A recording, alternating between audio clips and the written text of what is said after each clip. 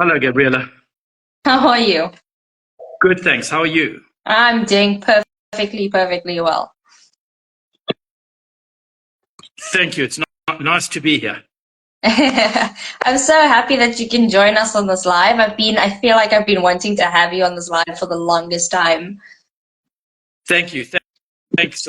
Yeah, I love your Instagram feed, and I love what you're doing in the wine industry. And it's a great privilege for me to be on your show. Thank you very much.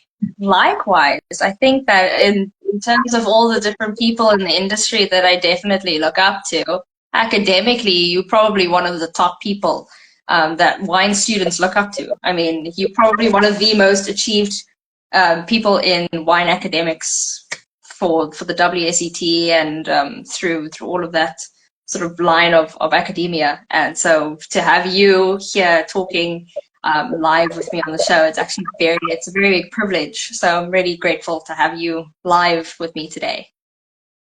Thank you. Thanks once again. So I know that a lot of your followers are going to be tuning in just to see, and a bunch of mine as well. So we're going to have a very good bunch of people. And if anyone wants to maybe pop Graham a question or pop me a question throughout the live, then we'll have a little bit of time just to, have a Q&A at the end. That's also time dependent. We'll maybe do one or two. But just so that everyone gets a little bit of a feel for I know, like, my followers, you guys know exactly what I do. I drink wine and I play in the vineyard, and that's basically the extent of what I do. I promote South Africa and South Africa's wine across the world. But we're not here for me today. We're here to hear a little bit about you, Graham. So maybe let's introduce you. Do you want to give us a little short introduction of yourself? And maybe touch base on how you got into the industry? Sure. So my name's Graham Cohen. I live in Johannesburg, which is probably the first problem being in the wine, being maybe on the periphery of the wine business, because I think it's always better to live in the Western Cape. So I think I'm also quite a lot older than a lot of people starting out in the business. I turned 60 last November. And by profession, I'm a medical doctor. I'm a medical oncologist, so I'm a chemotherapy specialist. My main interest is the treatment of malignant melanoma, which is an aggressive type of skin cancer. So, and I still work full time as a doctor in private practice. That's my main line of work.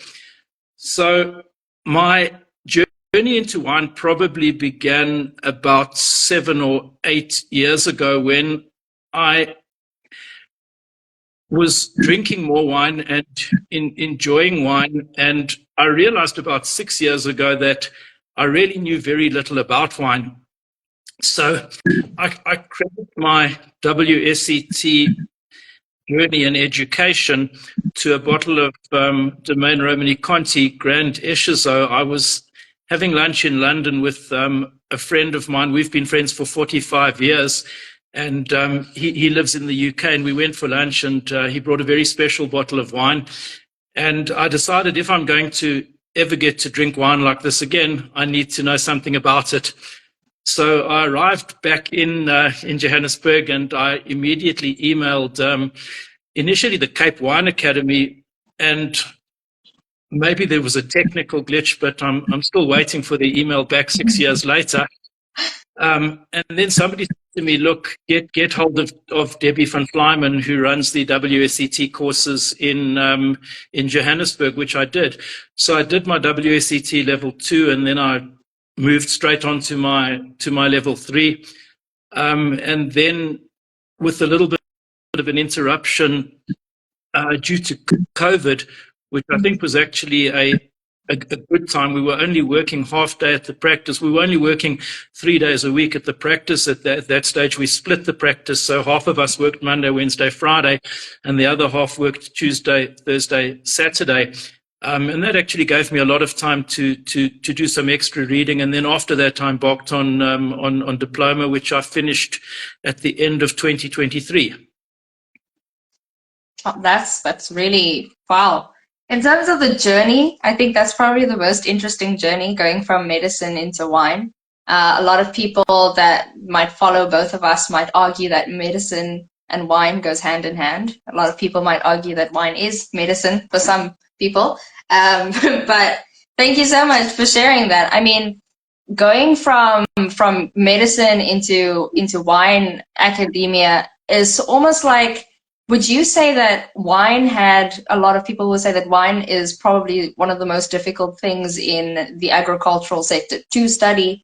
In terms of the academic side of it, do you find that there's a sort of academic challenge in terms of the workload, or just the level of understanding for wine academics? Do you think it's quite high up, the further up, because you have all the different types of qualifications?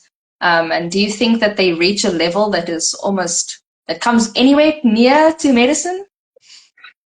So, so I think that's a great question, Gabriella. And one of the things which I found on Instagram is that I interact with quite a lot of people who are in a similar situation to myself. So they're professionals who are still working full-time in their professional environment, be that accountants, be that lawyers, be that doctors or pharmacists, but they've developed a love and an appreciation for wine as well.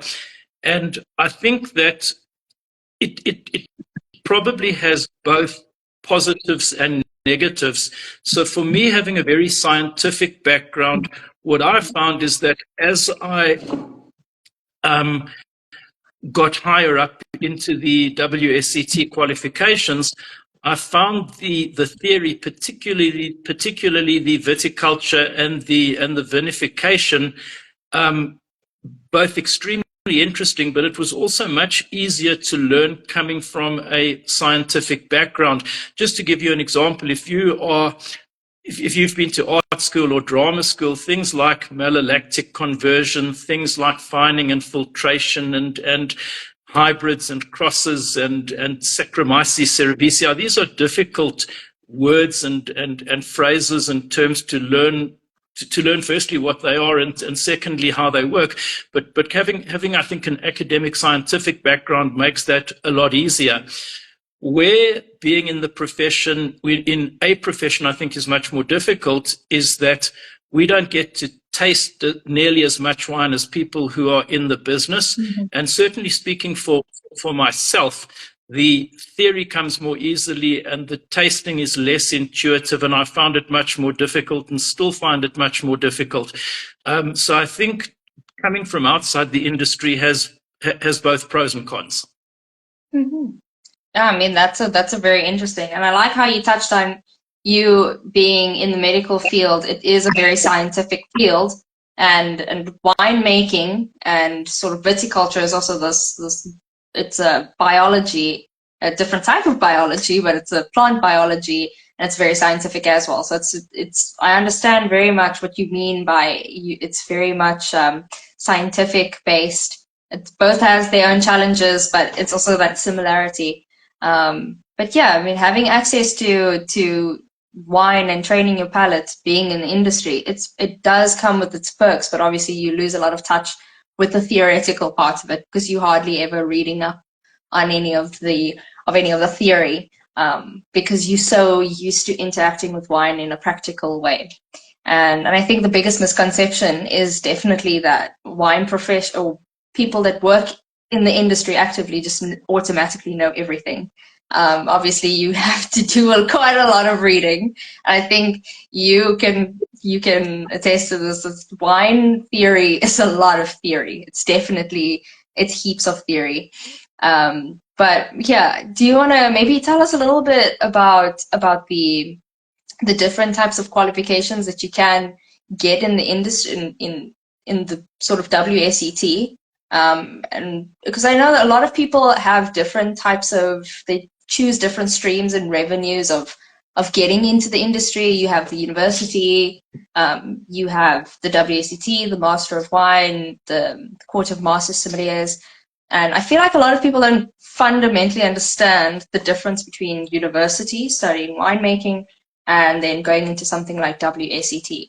What would you say is the biggest stream at the moment that people are going in to get into the industry? Yeah, I think that's a great question, and I think the answer is it depends on where in your wine journey you are and what you want out of it. Mm-hmm. So I think for somebody who's newly coming out of school and who knows that they want to make a career in the wine business, but specifically being a viticulturalist or specifically being a winemaker, then there's no question that one would go the university, the Stellenbosch or the Elsenburg route, doing viticulture and enology. And I think if that is the career path that one is choosing, then that's the most appropriate qualification.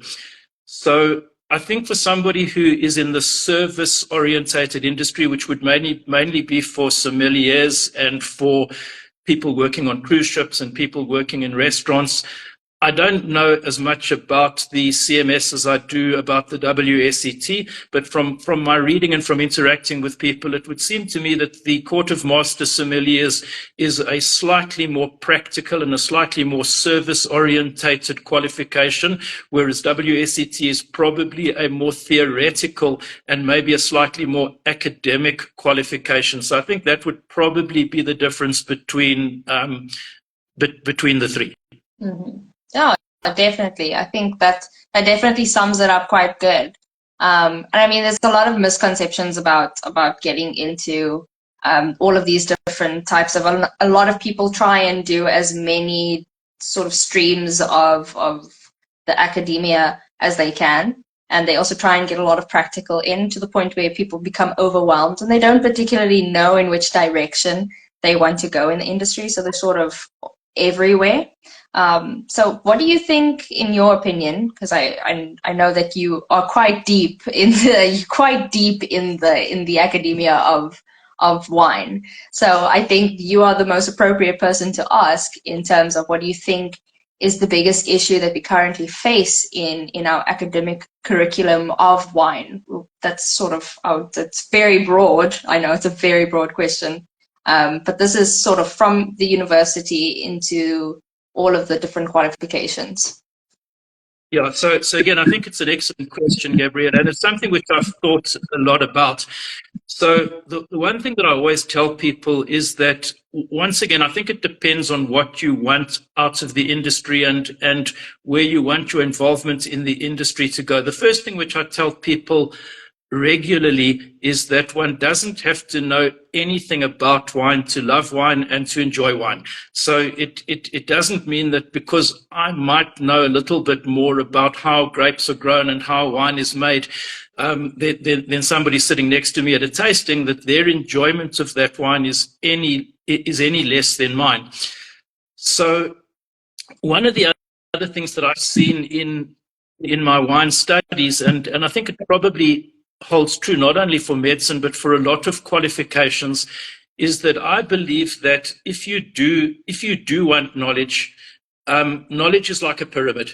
You have the base of the pyramid, which is the base of your knowledge, and in medicine that is anatomy and physiology, whereas in wine that is viticulture and vinification. And in order to, if you want to be a theoretical expert, you have to know the basics before you can know more and more about the top of the pyramid. So, for example, in what I do, I see a very small pool of patients. I only see oncology patients, and the vast majority of my practice is only 2 or 3 different types of cancer.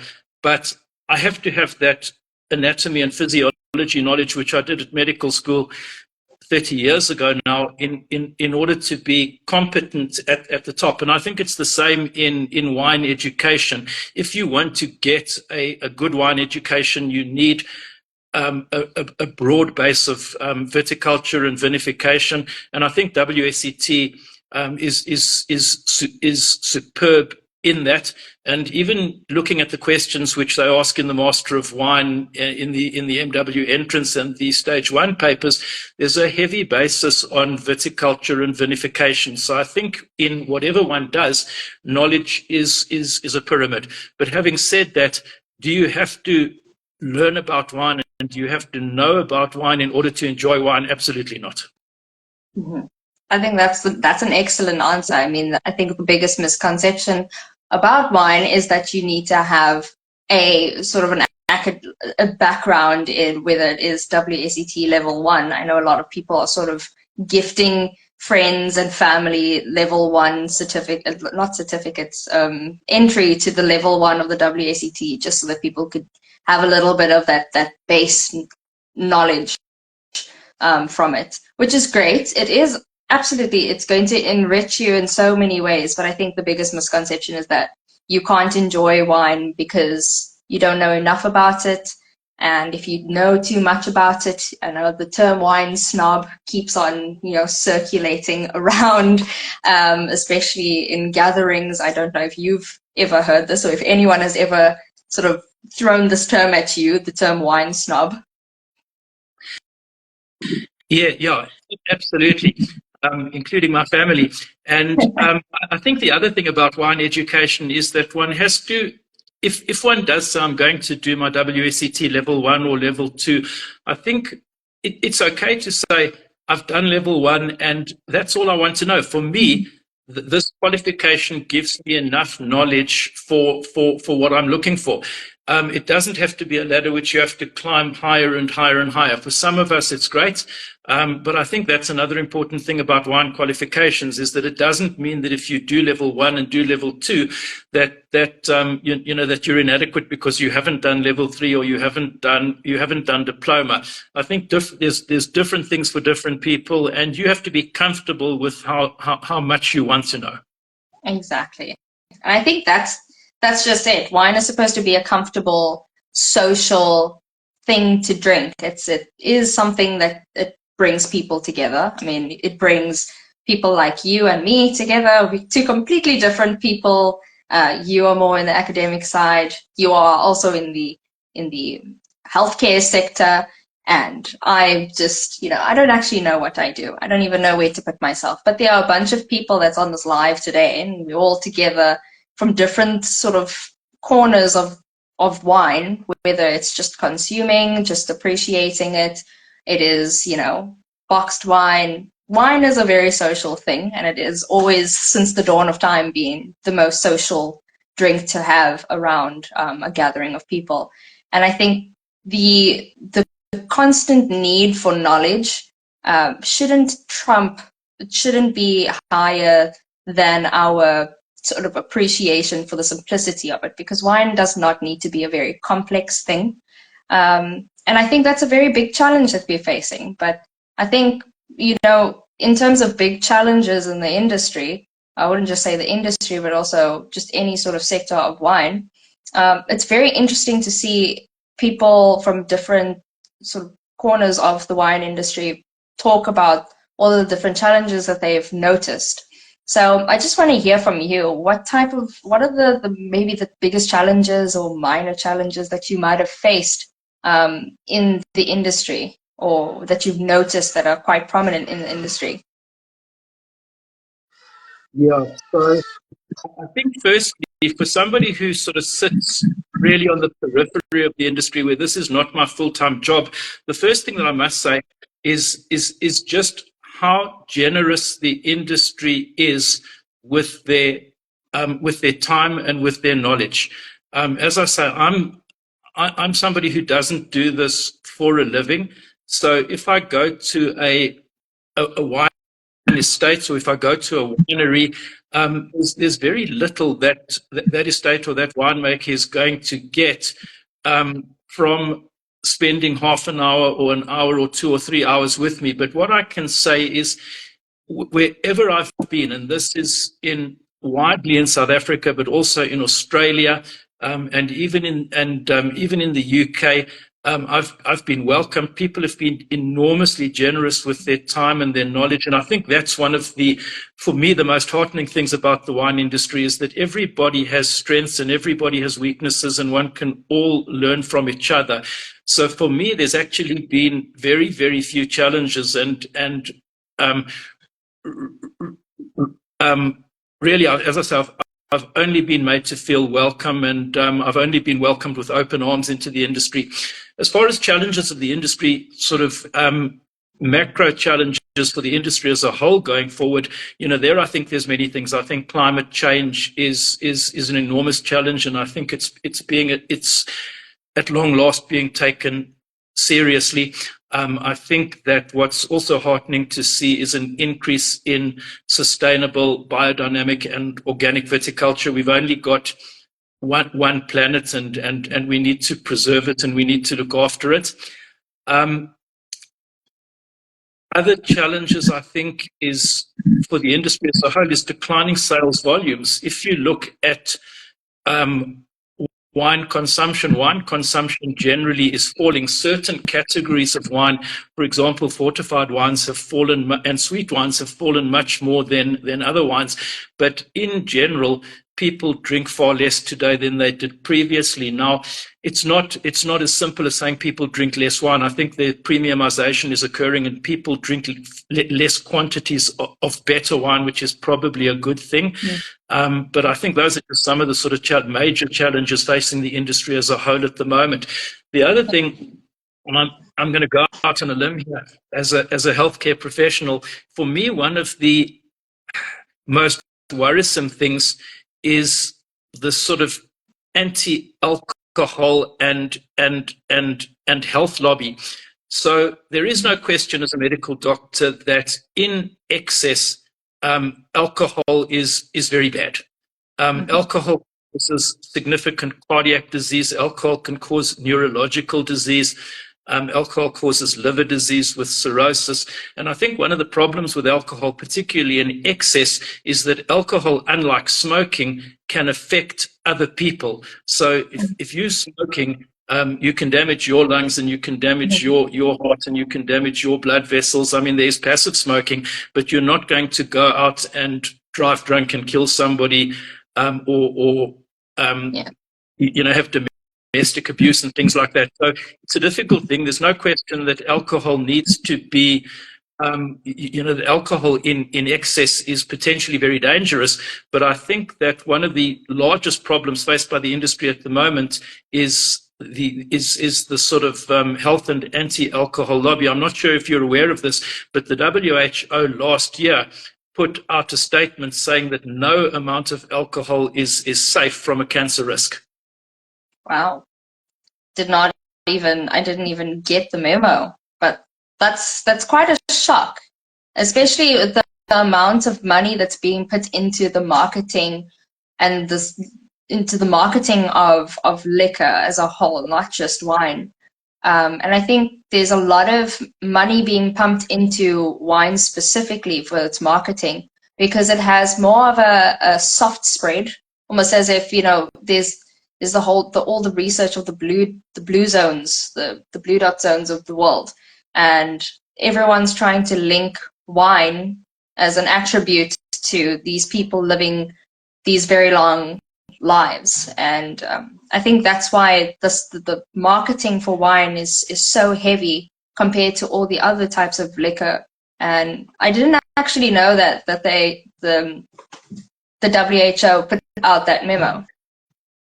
Yeah, so that was there's a lot of concern around this in both the industry and also in the healthcare industry. But yeah, they put so previously in the UK, the safe limit for alcohol consumption was considered 3 units of alcohol per day for men and 2 for women. Now, that's a fairly large amount of alcohol. That was subsequently brought down to 2 units a day for men and 1 unit for women.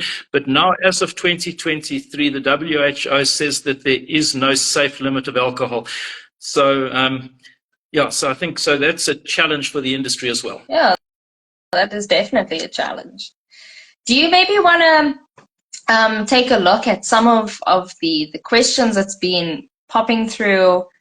We can take a little bit of a, I want to call it a serious break. But you want to take a look at some of the questions, because a lot of people have some questions popping up specifically about your opinion on the prices of wines, because there are exorbitant prices on some bottles out there. I mean, I wouldn't want to name estates on a live video, But there are some wines in South Africa that are going for 3,000 and upward of 3,000 rand per standard 750 ml bottle.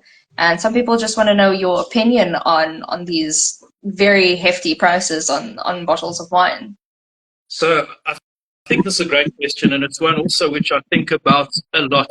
So not only looking at South African wines, one of the problems around the world is that these super premium wines and the trophy wines have escalated enormously in price. And I mean, there's a number of reasons for that, including the growth of the wine industry in China and the Far East.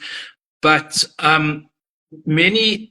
one of the problems that I see is particularly for young people coming into the wine industry and for young sommeliers, that these people don't get to taste the classic wines and wines which are considered to be the best wines. So one of the things where I'll give a shout out is that at the end of our diploma course, just a month before we wrote the D3 exams, the Coates family cellar made 12 bottles of wine available to the final WSET level 4 diploma class. And those were really some of the greatest bottles of wines in the world. They included Penfolds Grange, they included Domaine Armand Rousseau, Chambertin, they included Sine Qua Non, Chateau Margaux. So really the great wines of the world, which is amazing that they actually held a tasting like this for people like us to be able to taste those great wines. And I know they held a couple of tastings for SASA, for the South African Sommeliers Association as well. But the problem with wine today is that young people getting into wine for the first time and people learning about wine cannot afford to taste some of the world's great wines. And that is a problem. And how one addresses that problem, I really don't know. It's something which is difficult, and I would welcome any sort of suggestions. But that's a problem all over the world. That with rising prices of fine wines, it becomes increasingly difficult to taste, in inverted commas, the best wines. Yeah. Yes. Yeah. No, and I think that is definitely a very big issue, and we're looking at it. If you have to look at the types of wines that we do tastings on at Elsenburg and at Stellenbosch University, the students, they are going into the industry as professional winemakers, but they don't actually know what that benchmark tastes like. So you can't really try and make a wine as great as that if you don't really know what it tastes like. So it's quite an interesting dilemma that we've got here. To what point do we make it accessible to every single person getting into the industry or getting into the production side of the industry? It really is something that maybe we could all come together and sort of figure out, because at the end of the day, we want to have South Africa's wine up there with all of the Chateau Mouton Rothschild producers, or level producers.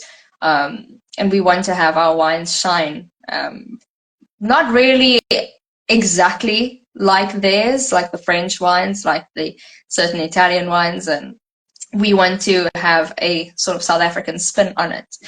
And one question, because we mentioned the sheer price of these wines, somebody asked, how much do we spend on wine per month? I don't want to admit how much I spend, so I'm going to let you answer this one.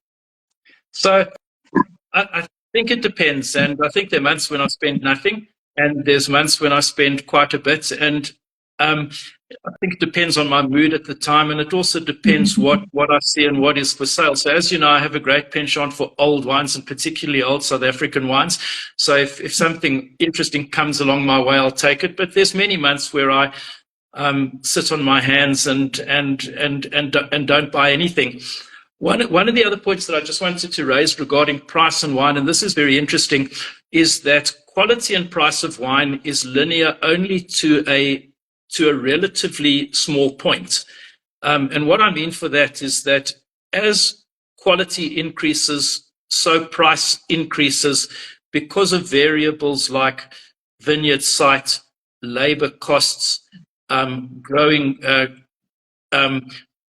getting quality fruit, the cost of making the wine, the cost of new French oak barrels. But there comes a time where it doesn't matter what you're doing in the vineyard and what you're doing in the winery, that you cannot justify the price going up and up and up. You get no increase in quality for an increase in price.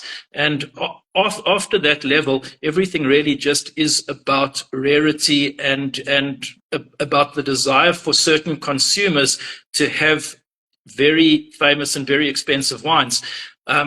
You know, a bottle of Screaming Eagle, which might retail for $5,000 or $6,000 or $7,000 US, is not 100 times better in quality than a good quality Stellenbosch Cabernet Sauvignon. Mm-hmm. Yes, and I mean, I completely agree. We could sit here for hours talking about quality versus price, because I mean, marketing plays a very important aspect in how much the wine costs. If there is that demand for it, you have the free reign to sort of skyrocket your prices. And allocation, so sort of holding your wines back, creating this exclusivity behind your brand plays a very important part in the prices as well. And we've seen that with a lot of our Swartland producers. And Swartland producers are some of the most exclusive wines on the market, or I would say exclusive wines on the market. And they age very beautifully. It's a fantastic sight. But there's a lot of sort of skeptics behind why. A lot of people are asking what actually justifies 5,000 Rand for a bottle of Chenin. Yeah. So again, I think that these are clearly quality wines. They're wines which are highly regarded both locally and internationally. And I think one of the other things is that as the other super premium wines have become less and less affordable, so some of the newer wines have moved up in price in order to take their place. But look, these are excellent wines. These are wines which are highly regarded and highly scored by some of the most knowledgeable wine critics in the world. And at the end of the day, I think the consumer dictates market trends. The consumer dictates what wine he or she wants, and the consumer dictates what he or she is happy to pay for the wine. So in a free market, if somebody's happy to pay 3,000 or 4,000 Rand a bottle, so be it. If they won't, prices will drop. Mm-hmm. Exactly. And I mean, you can have these excellent wines, and you know, we probably produce some of the best Chenin in the world, in my opinion. I don't know if you are on the same wave as my opinion, but I do think that South Africa is currently producing some excellent Chenins. But we see that there's this huge leap, and you really do appreciate older vintages, and we have a lot of very great wines that can age excellently. We have this huge leap from drinking wine, just everyday drinking types of wines, and you have that very big leap to the appreciation of it. So I know a lot of people that do drink wine, mostly because it comes in these big boxes, and that is the only access to wine they have ever had. And I know a lot of people who will never ever drink from a papsak, ever. And I know a lot of people who have never drank from a papsak. But, you know, it's not very often you find people actively tasting as much older vintages, sort of those 10-year and up vintages. We see, like the way you do on Instagram, a lot of the bottles that you do post are mostly those older vintages. So do you find any relevance in having these older vintages? Because I know a lot of people think that having and collecting older vintage wines has a little bit of a pretentious sort of vibe to it. So what is your opinion on the relevance of having these older vintages and having access to them? Yeah, so for me, old South African wines, particularly old South African red wines, has really been a revelation. I think one of the things which I found with our old South African reds is that many of our old brands, which were vinified and marketed as table wine, wine which is good to drink on release and could easily be held for 3 to 5 years, 20, 30, and in some cases even 40 or 50 years later, are still surprisingly good. So I think that the first thing for me, which was a revelation, was that many of our red wines have remarkable longevity. They were not designed to be wines which could go for 20 or 30 or 40 years, but certainly they have.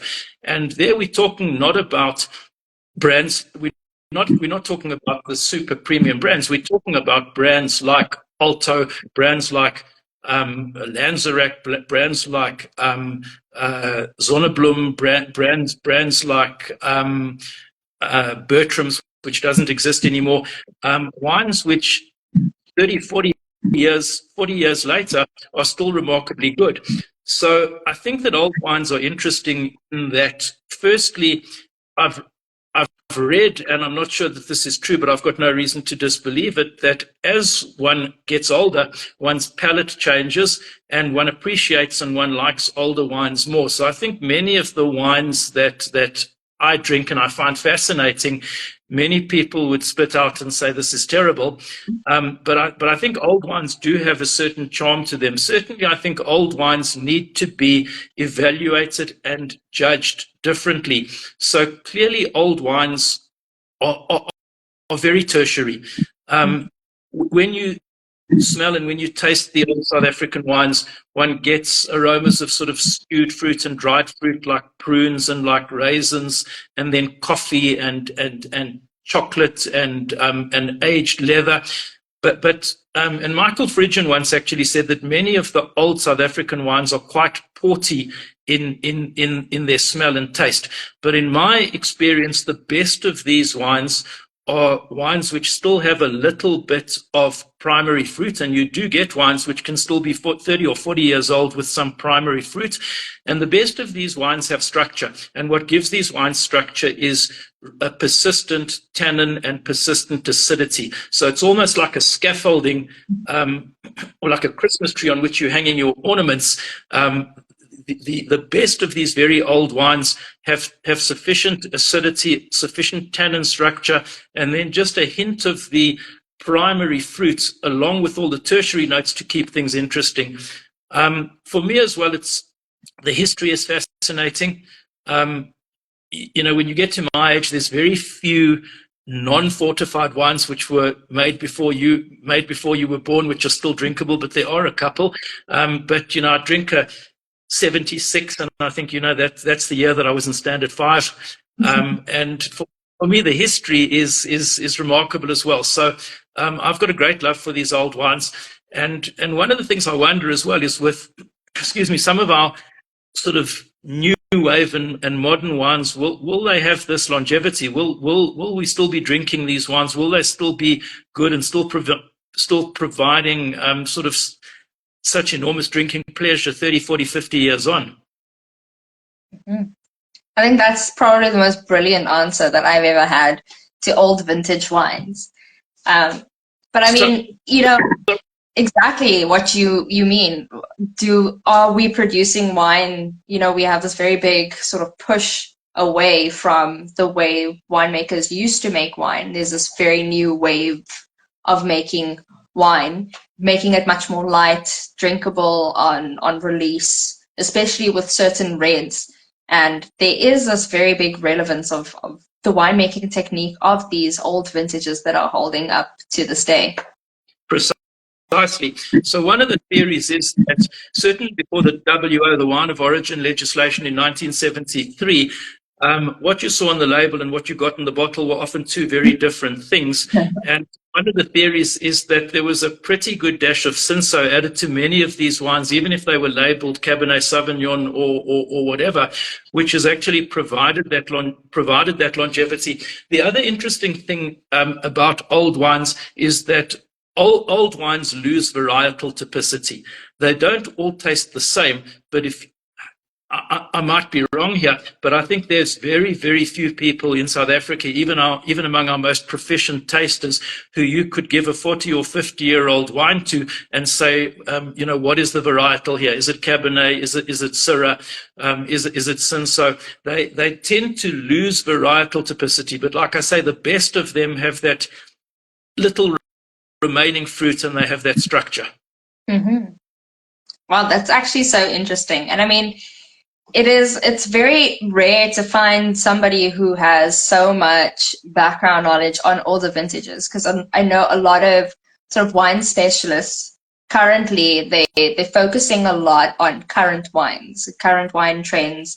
And I mean, that is also because of wanting to stay relevant and having, having the fresh content being put out there, especially if they are very prominent on social media. There is a very few people that are sort of putting the spotlight on these older vintages. And I think that what you're doing is absolutely great, because it's highlighting the sort of foundation that South Africa has in their winemaking technique. A lot of people are commenting on the smoothness of certain vintages, certain old vintages. And I really do think that, having access to these older vintages, it really would build our winemaking technique as an industry. But yeah, and I think that if we keep on talking about vintages and all of these older different wines, we are going to end up sitting here for the next couple of hours. So I think it's a very good time to maybe answer some of the questions that's over in the comments, because they've been building up throughout our conversation. And some people are asking your opinion on stemware, and also if you take your stemware to events. I know that some people really do enjoy taking their own stemware to events, mostly because they're very big fans of either Riedel, Gabriel. It really depends. But what is your take on stemware? Yeah, interesting. So I certainly don't take my own stemware to any tastings, except if I'm doing teaching for WSET. So I've still got all 12 of the shot Weissel glasses, which we got given at the beginning of our diploma. I think I must be one of the only people who hasn't broken a single glass. And these are just the shot Weissel Universal. And I use that for all my tasting, and I use that to make all my tasting notes. So whether it's white, whether it's red, whether it's sparkling or fortified, I use the same glasses. And I think that's clearly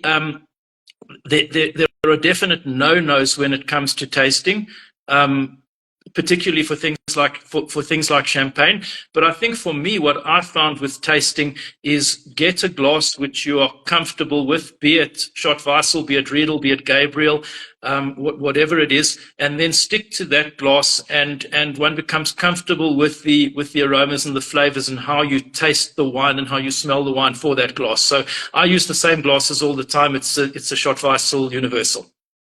Ah, perfect. I think it's probably one of the top glasses on my list at the moment. And it's actually, I mean, I don't know if you've ever done one of the Riedel tastings where they have all of their different stemware, but they pour the same wine, and having you sort of the perception of the aromas and the taste. Stemware does make a difference in how wine smells from the glass and how it tastes. Not necessarily how it tastes, but definitely how it smells. Yeah, I think there's no question about that. I think particularly when one is drinking good wines, one has to use good stemware in order to get the most out of those wines. No question about it. Definitely. And there's another question for you in the comment section. It's mostly the questions about older vintages. What's the break-even point for those older vintages? What's the price versus the risk? Yeah, so a very interesting question. So the first thing is that many of these old South African wines are remarkably affordable. I think the price has increased slightly lately, but it's not really so much the cost, it's knowing where to get them. So I have a couple of people who will phone me once in a while and say, look, I've got this wine or I've got that wine. But if you look at the price, for example, of a 1980 Meerlust Rubicon, it's nowhere near the price of a 1980 or an 82 Rubicon. There wasn't a Rubicon in 1980. Yeah. If you look at an 82 Rubicon, it's nowhere near the price of an 82 Margaux or an 82 Latour. You're probably looking at a few hundred rand, high few hundred rands for a bottle.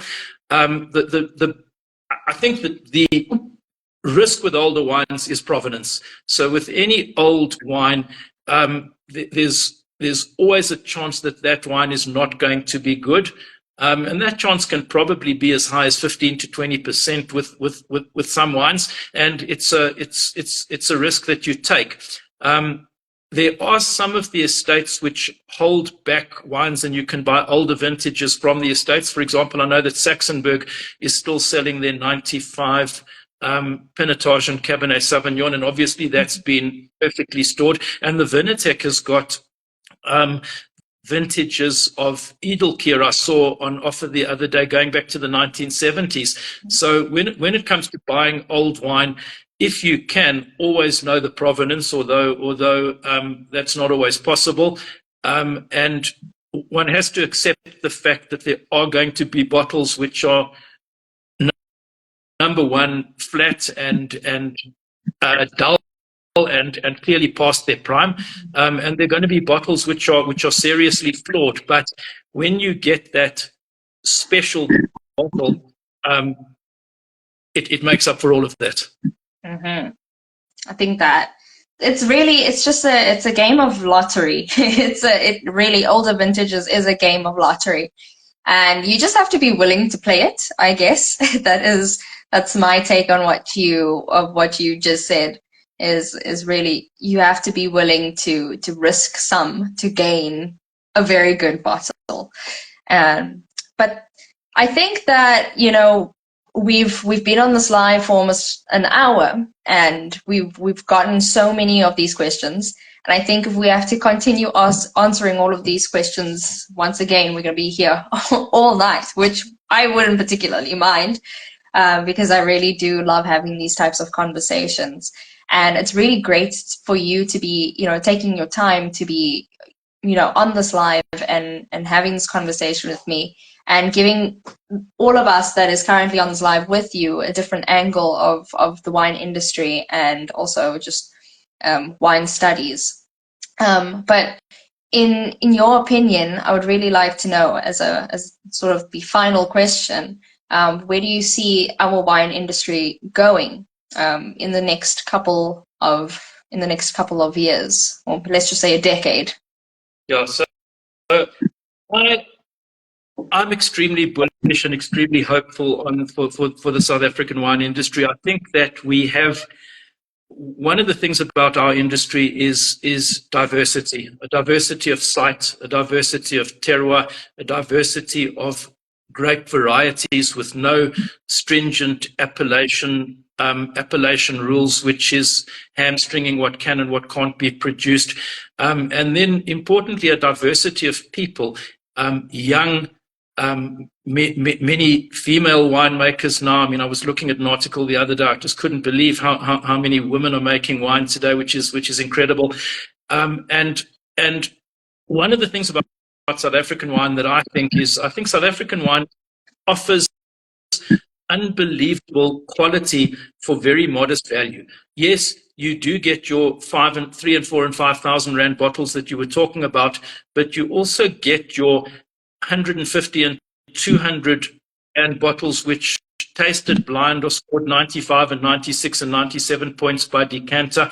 And I think that South African wine, when it comes to quality, punches well above its weight, and I think it still is very inexpensive given the quality of the wines that we are producing. So I'm very bullish on the industry, and I think that hopefully with people like ourselves showcasing South African wine both here and internationally,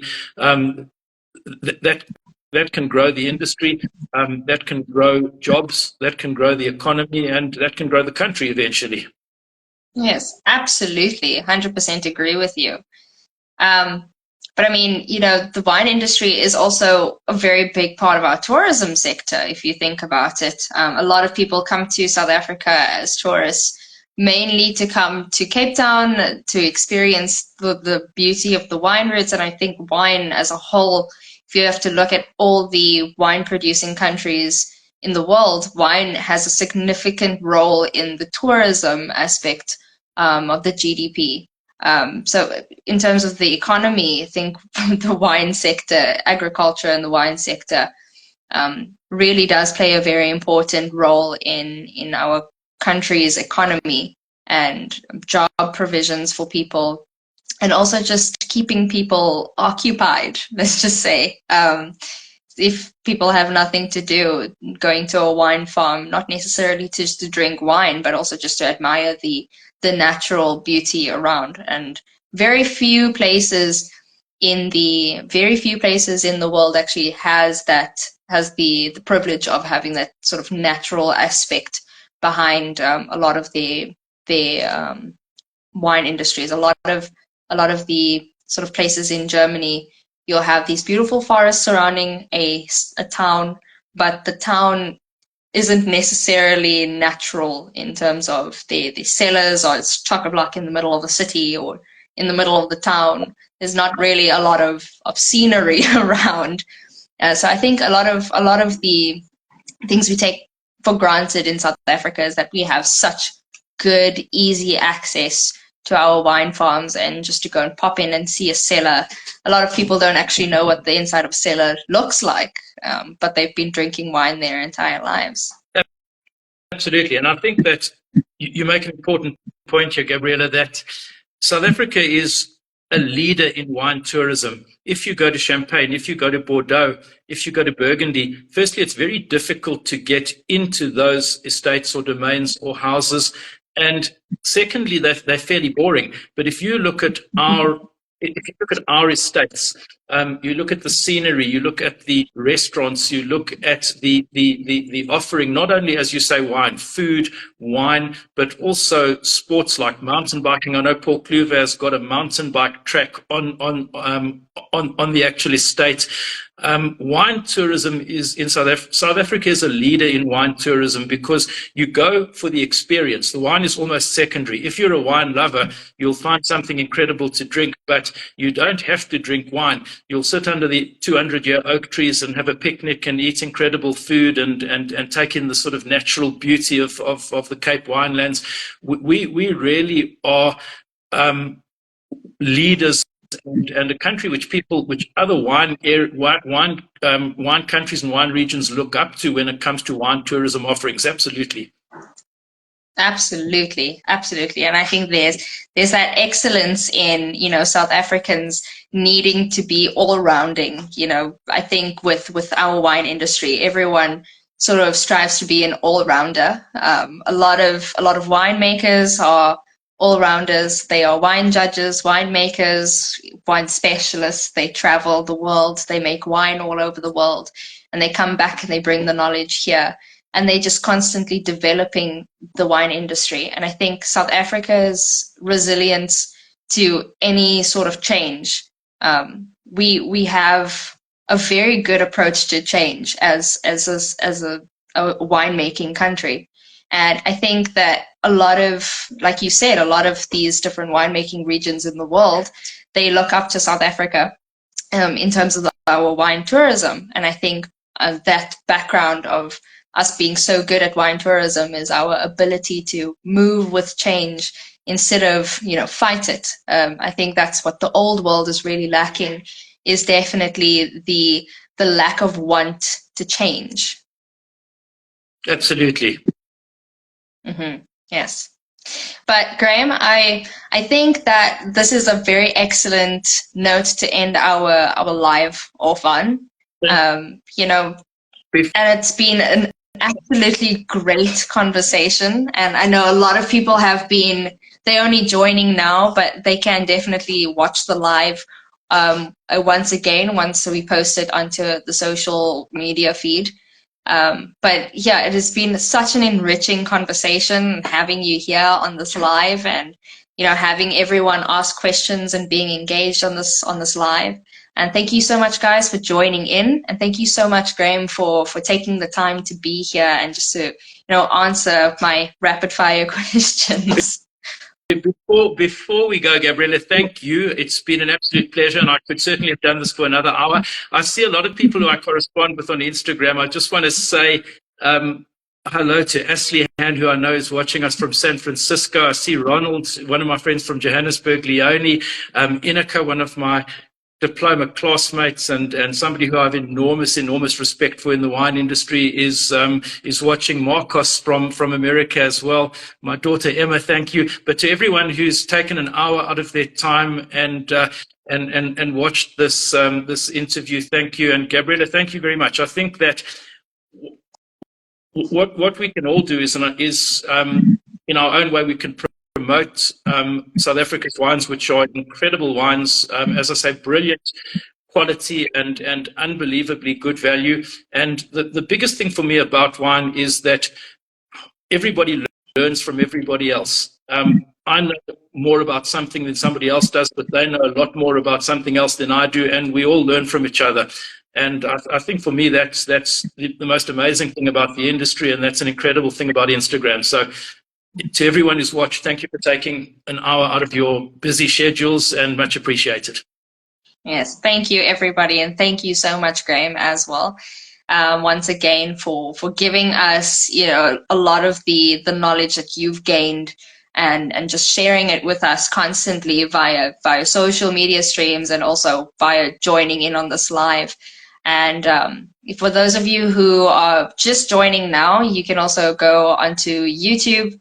I will be putting out a YouTube link, and so I will send the YouTube link to Graham as well. And then you guys can maybe go and maybe catch up on some of the things you missed during this live. And thank you. Everybody